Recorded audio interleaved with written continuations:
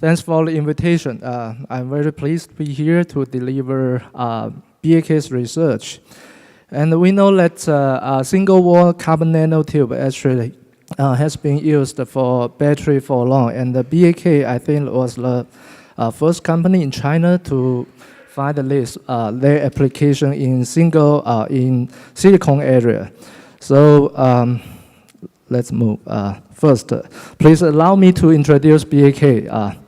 Actually, I think most of people here, if they are familiar with lithium-ion batteries, should be able to know BAK. BAK was very famous in lithium-ion battery. We start our company in 2001.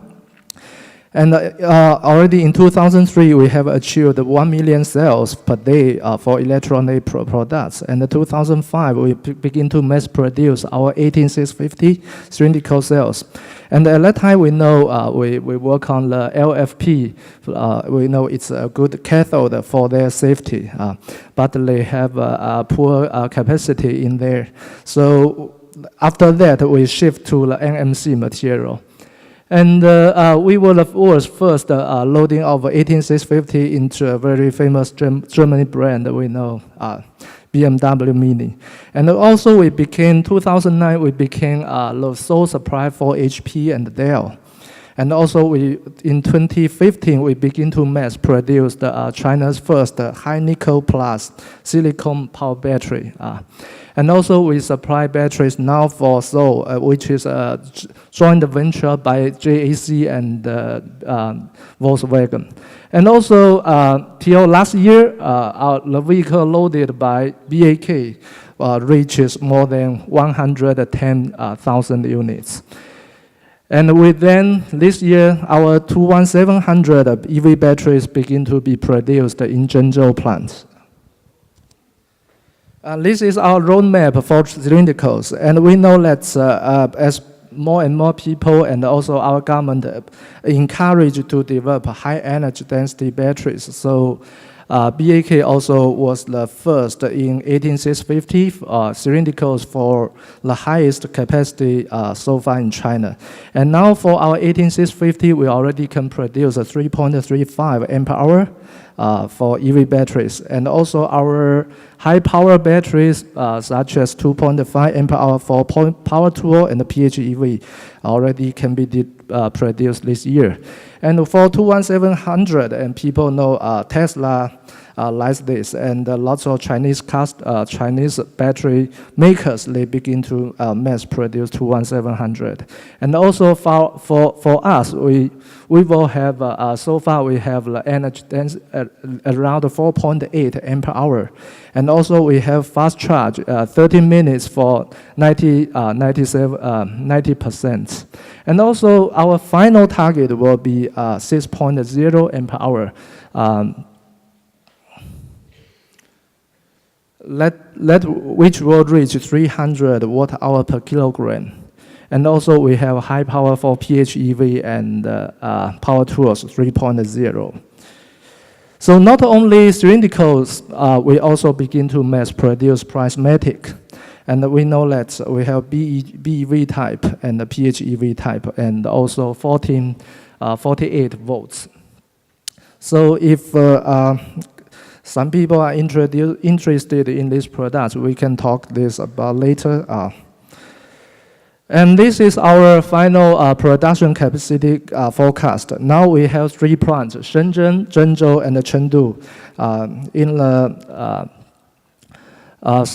southwest of China. So we have cylindricals 18650 to 11700, and also prismatic and pouch. So by 2020, we will have around 25 gigawatt hour for the total EV batteries and 3C consumer batteries. Yeah.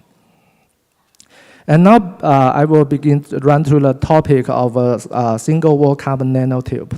And we know that it has been used widely, actually this year for the cathode and anode. And this is an example of the used in cathode.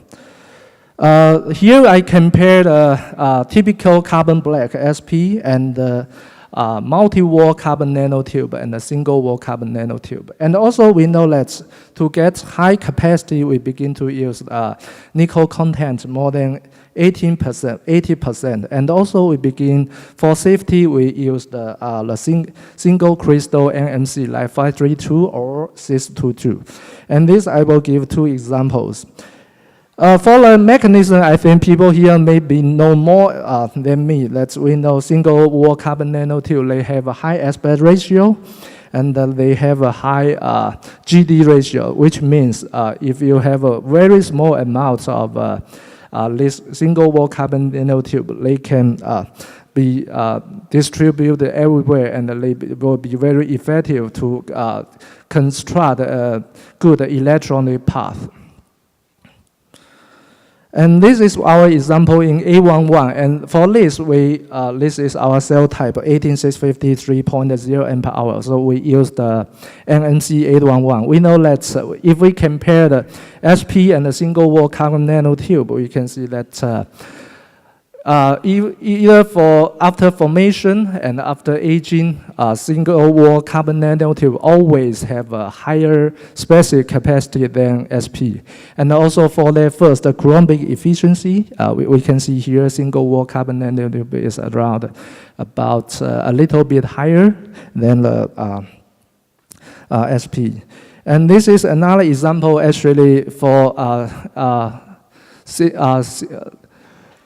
single crystal MC532. We know that MC811 is probably more dangerous than 532. So we think that if we raise the voltage to 4.2 and but still we maintain nickel around 50%, we may also increase the capacity and lower the cost of this NMC.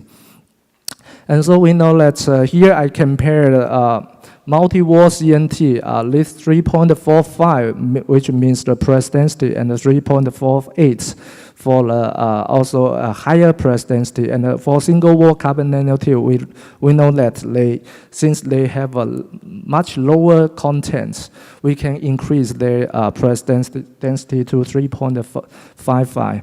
We know that for the electron adhesion, since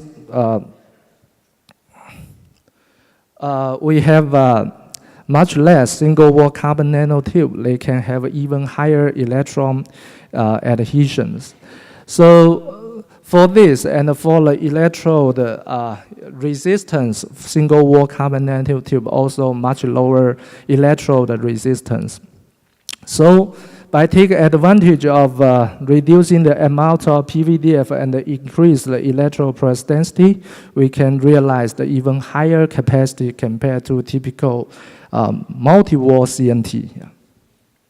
So here, this is the model of 18650 2.75 ampere hour by using 4.4 volts NMC 532 and silicon carbon as anode. And also, if we look at their DCIR, we know that even by very small amounts of a single-wall carbon nanotube, you can achieve the much lower DCR.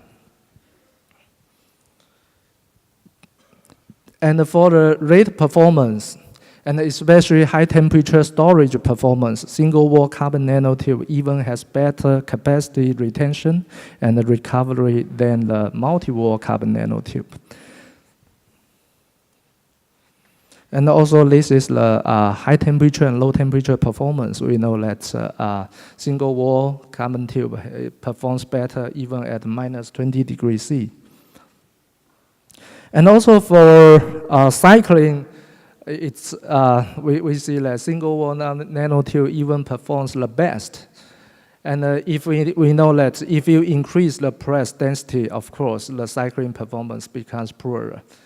And also for high temperature performance, single wall nanotube performs at the same scale. Because we know for high temperature cycling performance, it's not only decided by the conductive agent, also the high voltage cathode and the electrolytes.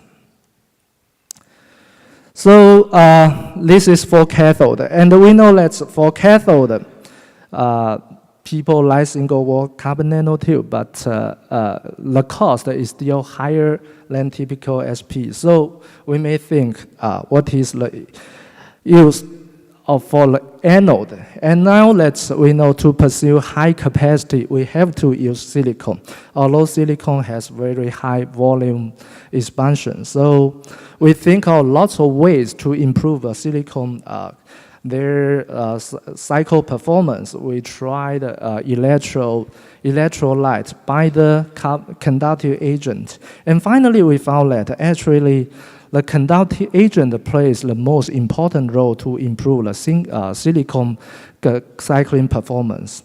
Why? We know that's the mechanism.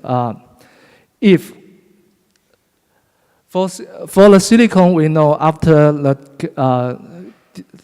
lithiation and delithiation due to the great volume expansion, finally they will be pulverized.